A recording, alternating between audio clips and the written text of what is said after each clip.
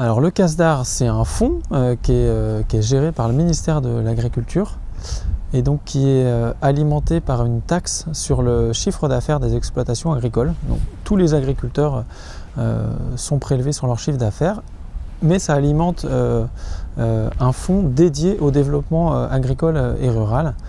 Le ministère définit régulièrement des grandes orientations et il s'appuie sur ce fonds pour les mettre en œuvre. Et donc parmi les différents dispositifs qui existent, il y a le CASDAR propose des appels à projets, donc sur des grandes thématiques, des grandes orientations qui sont fixées par le ministère, comme par exemple développer l'agroécologie par exemple. Les organisations professionnelles agricoles ou les acteurs qui le souhaitent peuvent proposer des projets qui répondent à ces enjeux. Donc là en l'occurrence c'est des projets d'innovation et de partenariat, donc on est sur des projets qui doivent viser à proposer des solutions innovantes aux enjeux identifiés et associer différents acteurs. L'idée c'est pas que chacun travaille dans son coin, mais c'est que par exemple des acteurs de l'enseignement agricole puissent travailler avec des chambres d'agriculture, avec le réseau CUMA, avec des coopératives, etc. D'un point de vue agronomique, tout le monde est d'accord pour dire que les légumineuses, il y a beaucoup d'atouts, il y a un grand intérêt à les développer. Et le constat pourtant qu'on fait sur le terrain, c'est que les surfaces en légumineuses, si on regarde sur tendance très longue, elles n'ont pas cessé de diminuer, même si c'est probablement en train de s'inverser. Mais quand même, le constat qu'on fait, c'est que ça ne vient pas beaucoup. Et donc, c'est qu'il y a des freins. Les gens rencontrent des freins, notamment, tout simplement, c'est que c'est beaucoup plus compliqué d'avoir un système basé sur des légumineuses qui suppose 3 à 4 récoltes par an par rapport à un système maïs-soja où on a une récolte par an, ça tourne, c'est pas gourmand en temps de travail, etc. Et donc face à cette complexité, l'hypothèse qu'on a formulée dans l'USCO, c'est de se dire les agriculteurs, en travaillant collectivement, on peut trouver des solutions pour lever ces freins et développer les surfaces en légumineuses fourragères. C'était notre enjeu de départ, et donc pour répondre à ça, on a sollicité différents partenaires, donc d'autres fédérations de CUMA. Nous on est sur la fédération Ouest, mais on a associé d'autres fédérations de CUMA, des chambres d'agriculture, des organismes de conseil en élevage laitier, des instituts techniques et également des établissements d'enseignement agricole qui étaient tous intéressés par cette thématique. Et donc on a proposé un projet sur 3 ans qui vise, là on est dans une démarche de recherche-action, donc l'idée c'est à la fois d'étudier des groupes d'agriculteurs qui ont déjà mis en œuvre des actions qui concourent au développement des légumineuses fourragères, d'une part, et d'en tirer des enseignements, de les analyser, et en parallèle d'aller chercher, de travailler avec de nouveaux groupes qui démarraient sur ces questions et qui étaient plutôt en réflexion, en questionnement, et de cheminer avec eux, de les accompagner à avancer sur ces sujets-là. Il y a 4 grands leviers qu'on a identifiés. Le premier, c'est qu'est-ce qu'on peut faire pour justement gérer, faciliter l'organisation des chantiers de culture et de récolte qui sont gourmands en temps, qui demandent des matériels plus sophistiqués ou plus spécifiques pour conserver la valeur des légumineuses, ne pas perdre les feuilles par exemple.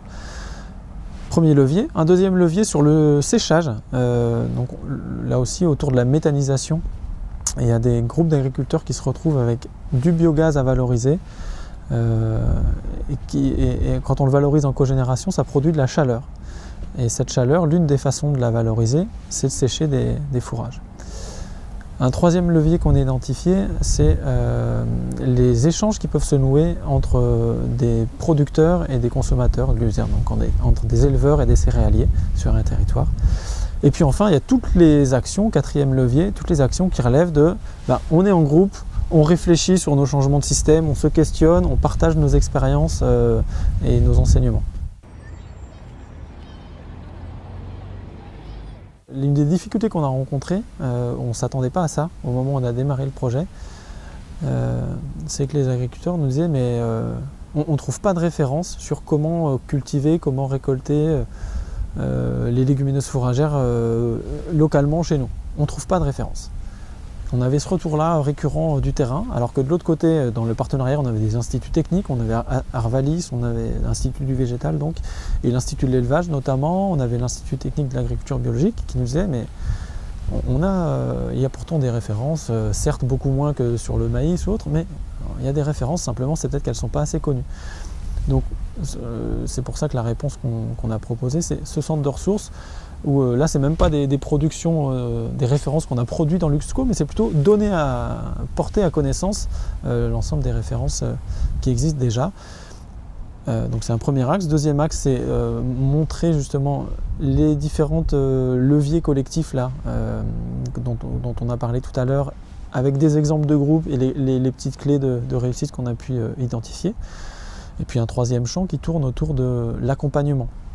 En tant qu'animateur de réseau CUMA, de chambre d'agriculture, de CIVAM, etc., comment on s'y prend quand on est animateur ou quand on est aussi agriculteur leader d'un projet comme ça, comment on s'y prend pour conduire ces projets, sur quelles ressources on peut s'appuyer, ressources méthodologiques notamment.